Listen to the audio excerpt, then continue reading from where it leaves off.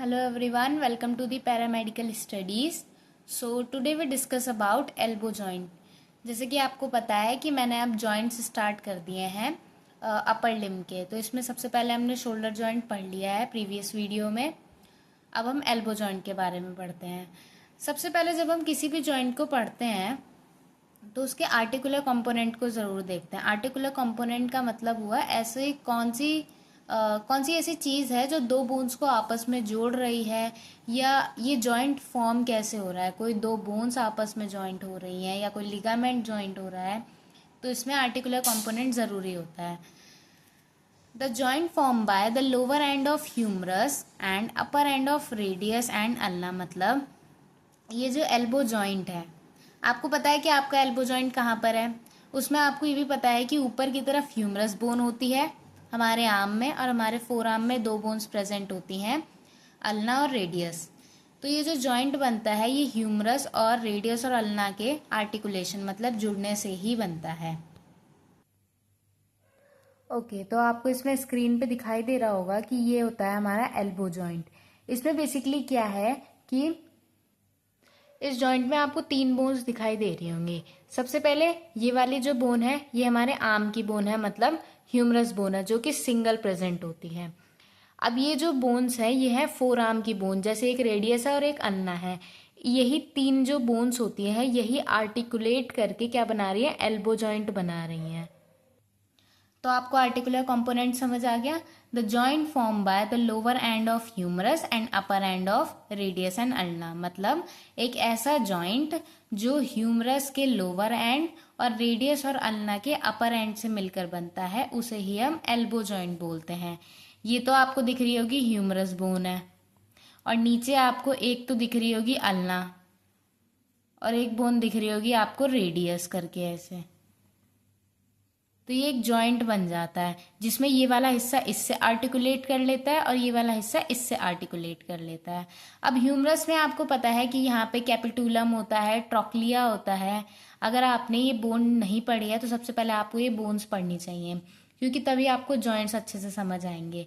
जो humerus bone होती है उसके जो लोअर एंड होता है, जो नीचे वाला एंड होता है, उसमें एक तो कैपिटुलम प्रेजेंट होता है और एक ट्रोक्लिया प्रेजेंट होता है, जो कि अल्ना और रेडियस के हेड से जाके आर्टिकुलेट हो जाती हैं। अब आते हैं humero radial joint. The capitulum of humerus articulate with the concave upper surface of the head of the radius. मतलब ह्यूमरस और रेडियस का जो जॉइंट बनता है, मतलब मैंने आपको क्या बताया, ये ह्यूमरस बोन है, यहाँ पे एक बोन तो रेडियस है और एक अल्ना है। अब जो ह्यूमरस और रेडियस का जॉइंट कैसे बन रहा है, मतलब humerus articulate with the concave upper surface of head of radius. मतलब जो ह्यूमरस होती है वो क्या करती है, जो हेड का अपर सरफेस होता है, मतलब जो रेडियस का अपर सरफेस, मतलब रेडियस का जो हेड होता है उससे जाके जुड़ जाती है, आर्टिकुलेट हो जाती है। अब बात करते हैं ह्यूमरो अल्नर जॉइंट। मतलब अब हमने क्या किया, हमने अभी बताया कि रेडियस और ह्यूमरस का जॉइंट कैसे बन रहा है। अब अगर हम बात करें कि ह्यूमरस और अल्ना का कैसे जॉइंट बन रहा है, तो the trochlea of the humerus, मैंने आपको अभी बताया एक तो कैपिटुलम प्रेजेंट होता है और एक ट्रोक्लिया प्रेजेंट होता है ह्यूमरस की बोन में, इसके एंड में, मतलब जो इसका लोअर एंड होता है उसमें प्रेजेंट होता है, जो कि आर्टिकुलेट करता है trochlear notch at the upper end of ulna. मतलब ये तो क्या दिख रहा है आपको, ये तो है कैपिटुलम, यहाँ पर है ट्रोक्लिया। जो ट्रोक्लिया है वो अल्ना का जो अपर पार्ट है ना, मतलब जो अल्ना का हेड है उससे जाके आर्टिकुलेट कर रही है, जिससे क्या बन रहा है, ह्यूमरो अल्नर जॉइंट। ह्यूमरस और अल्ना का एक जॉइंट बन रहा है।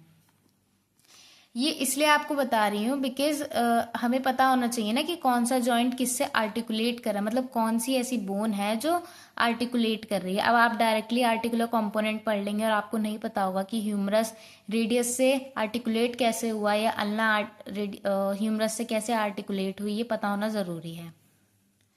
फिर आता है superior radio ulnar joint. The circumference of the head of the radius articulate with the radial notch of ulna. अब इसमें बताया है सुपीरियर साइड में रेडियस और अल्ना का जॉइंट कैसे बन रहा है। नेक्स्ट आ जाता है cubital articulation. The humero radial, the humero ulnar and the superior radio ulnar joint are together known as cubital articulation. मतलब अब तक हमने ये जितने भी जॉइंट्स के बारे में पढ़ा, इन सबको अगर एक कर दिया जाए टुगेदर करके, मतलब इस पूरे जॉइंट को ही हम क्या बोलते हैं, क्यूबॉइटल आर्टिकुलेशन। अब बात आती है क्लासिफिकेशन की। जो एल्बो जॉइंट है उसको क्लासिफाई किया गया है टू पार्ट्स में। सबसे पहला स्ट्रक्चरल क्लासिफिकेशन और दूसरा फंक्शनल क्लासिफिकेशन। जो स्ट्रक्चरल क्लासिफिकेशन होता है वो होता है साइनोवियल, और जो फंक्शन क्लासिफिकेशन होता है वो कहता है डायआर्थरोसिस फ्रीली मूवेबल हिंज जॉइंट। अब जो मेन चीजें होती हैं हमारे जॉइंट में पढ़ने वाली वो होती हैं लिगामेंट्स। वैसे तो सब कुछ ही इंपॉर्टेंट होता है, बट जो मेन होता है, मेन जो क्वेश्चन बनता है वो इस तरह से बनता है, describe elbow joint and it's ligaments. तो इसकी एल्बो जॉइंट के लिगामेंट सबसे पहले आता है capsular ligament. It is attached lower end of humerus, मतलब ये किससे अटैच्ड हुआ हुआ रहता है, जो कैप्सुलर लिगामेंट होता है ह्यूमरस के लोअर एंड से अटैच हुआ हुआ रहता है, कैपिटुलम से, ट्रोक्लिया, रेडियल फोसा, ये जितने भी चीजें हैं ये सब ह्यूमरस बोन में प्रेजेंट है, वो भी लोअर एंड में, क्योंकि यहाँ पे बोला है ना कि ये अटैच्ड है लोअर एंड में। तो capitulum, trochlea, radial fossa, coronoid fossa, olecranon fossa, trochlear notch of ulna, annular ligament of superior radio ulnar joint. ये है ह्यूमरस का डायग्राम और ये है इसका लोअर एंड। इसमें आपको दिखाई दे रहा होगा, ये तो है कैपिटुलम, ये है trochlea, radial fossa, coronoid fossa, ये जितनी चीज़ें हैं ये ह्यूमरस बोन में प्रेजेंट है। इसलिए ज़रूरी है एल्बो जॉइंट को पढ़ने के लिए, बहुत ज़रूरी है कि आपको ह्यूमरस बोन अच्छे से आनी चाहिए। सो आपको कैप्सुलर लिगामेंट समझ आ गया होगा कि जो कैप्सुलर लिगामेंट होता है वो कहाँ अटैच हुआ हुआ रहता है, ह्यूमरस के लोअर एंड पे, जहाँ पर ये सारी चीज़ें प्रेजेंट होती हैं। अब अगर हम दूसरे लिगामेंट की बात करें तो वो होता है एंटीरियर लिगामेंट। ये क्या होती है, बस एक थिकनिंग होती है हमारे कैप्सूल की। ऐसे ही पोस्टीरियर लिगामेंट, ये भी क्या होती है, बस एक थिकनिंग होती है कैप्सूल की। नेक्स्ट आ जाता है ulnar collateral ligament. It is a triangular in shape, मतलब ये जो अल्नर कोलैटरल लिगामेंट होता है ये कैसा होता है, इसकी जो शेप होती है वो कैसी होती है, ट्रायंगुलर होती है।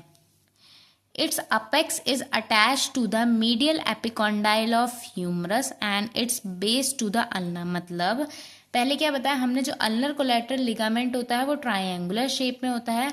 अब इसकी जो अपेक्स और जो इसकी बेस होती है वो किससे अटैच होती है, इसकी जो अपेक्स है वो किससे अटैच्ड है, मीडियल एपिकोंडाइल ऑफ ह्यूमरस से, और इसकी जो बेस है वो अल्ना से अटैच्ड है। अब अगर आपने ह्यूमरस बोन पढ़ी हो तो आपको पता है कि एक क्या होता है, एक तो होता है, अगर आपने बोन पढ़ी हो तो आपको पता है कि हमारे ह्यूमरस में नीचे की तरफ क्या होता है, एक तो होता है मीडियल एपिकोंडाइल ऑफ ह्यूमरस, एक होता है लेटरल एपिकोंडाइल ऑफ ह्यूमरस। तो इसमें क्या होता है, जो हमारी अपेक्स है वो क्या है, मीडियल एपिकोंडाइल से जाके अटैच हो गई है, और जो इसका बेस है वो अल्ना से जाके अटैच हो गया है। अभी हमने क्या बात की, अल्नर कोलैटरल, मतलब अल्ना के कोलैटरल की बात की। अब हम बात करते हैं radial collateral ligament. It is attached at its upper end the lateral epicondyle of humerus, मतलब जो इसका अपेक्स है वो किससे अटैच्ड है, लेटरल एपिकोंडाइल ऑफ ह्यूमरस से। जो हमारा अल्ना का था वो तो किससे अटैच हो रखा था, मीडियल एपिकोंडाइल से, बट जो रेडियस का है वो किससे अटैच है, लेटरल एपिकोंडाइल। और अगर इसके बेस की बात करें, मतलब नीचे से ये किस चीज से अटैच हुआ रहता है, annular ligament of superior radio ulnar joint से। ये वाली जो बोन है ये है रेडियस और ये है अल्ना। इन तीन बोन्स के आर्टिकुलेशन पे ही एल्बो जॉइंट बन रहा है। अब आप उसमें सारी चीजें दिखाई दे रही होंगी, ये है कोरोनॉइड फोसा, लेटरल एपिकोंडाइल, इस साइड मीडियल एपिकोंडाइल होगा, कैपिटुलम, ट्रोक्लिया, रेडियस का हेड, ये अल्ना का है। अल्ना का जो हेड होता है वो नीचे की साइड होता है। Coronoid process, radial tuberosity. अब जैसे मैंने आपको एन्युलर लिगामेंट के बारे में बताया, तो ये जो साइनोवियम होता है ना, साइनोवियम एक कैविटी होती है जो बोन्स में प्रेजेंट रहती है। एन्युलर लिगामेंट उसके यहाँ नीचे की तरफ है जहाँ पर ये जाके अटैच हो रही है। अब अगर इसके लिगामेंट की बात की जाए तो पोस्टीरियर बंडल, मतलब पोस्टीरियर लिगामेंट जो है वो यहाँ पे दिखाई दे रहा होगा आपको, एंटीरियर लिगामेंट आपको आगे की तरफ दिखाई दे रहा होगा। अब रेडियल कोलैटरल लिगामेंट वो यहाँ पे दिखाई दे रहा है आपको, एन्युलर लिगामेंट यहाँ प्रेजेंट है, posterior capsule and lateral collateral ligament. अब अगर एल्बो जॉइंट के मूवमेंट्स की बात की जाए तो आपको पता है कि जो हमारा एल्बो जॉइंट होता है उसमें दो ही मूवमेंट होते हैं, एक होता है फ्लेक्शन और एक होता है एक्सटेंशन। फ्लेक्शन मतलब डिक्रीजिंग द एंगल और एक्सटेंशन मतलब इंक्रीजिंग द एंगल। इसमें क्या करते हैं, जैसे ये आपका हाथ है, ठीक है, आपने इसका क्या किया, एंगल जो है वो इंक्रीज कर दिया, तो ये तो क्या हो गया, एक्सटेंशन। और यही आप अपने हाथ का जो एंगल है, अभी आपका हाथ ऐसे है तो क्या है ये, इसका एंगल जो है, मतलब ये आपकी आर्म है, ये आपकी फोर आर्म है।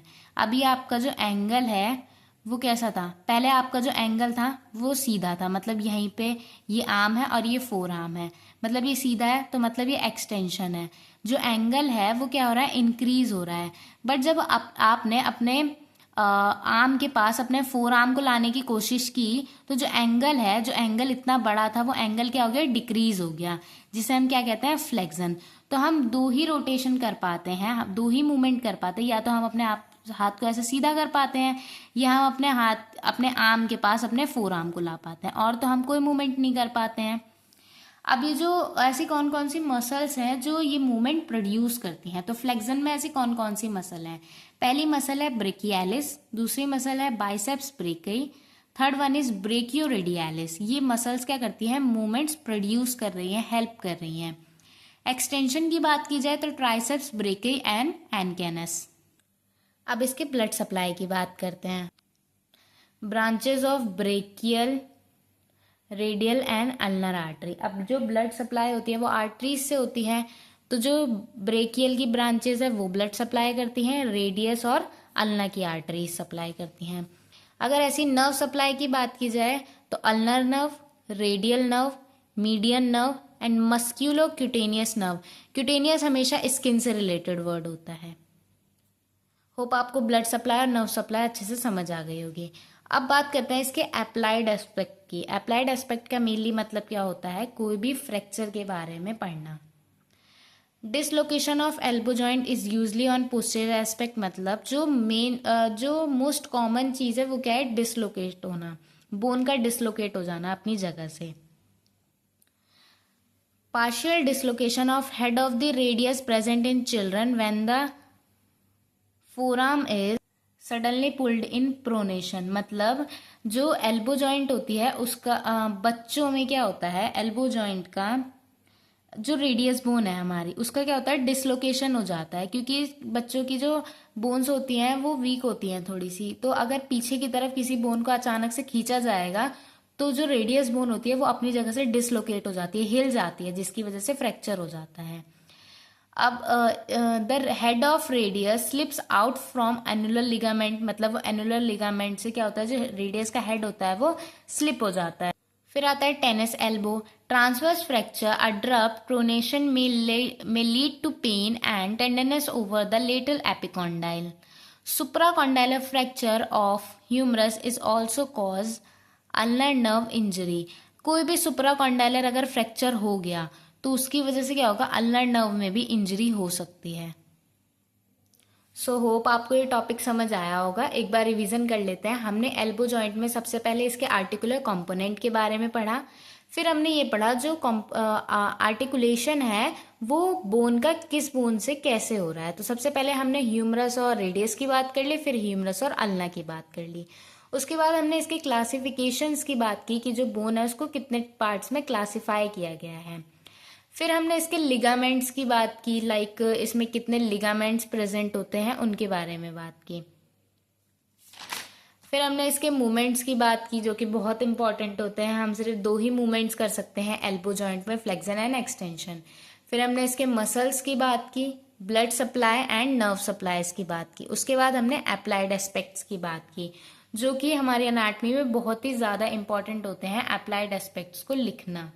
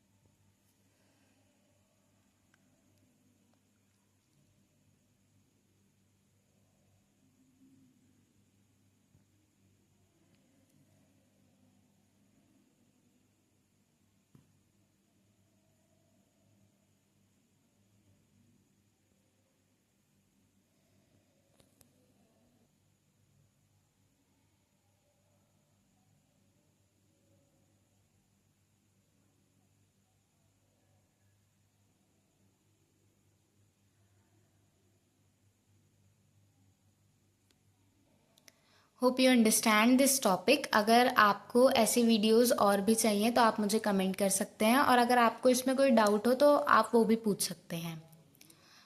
Thanks for watching. Don't forget to share and subscribe this channel. Thank you.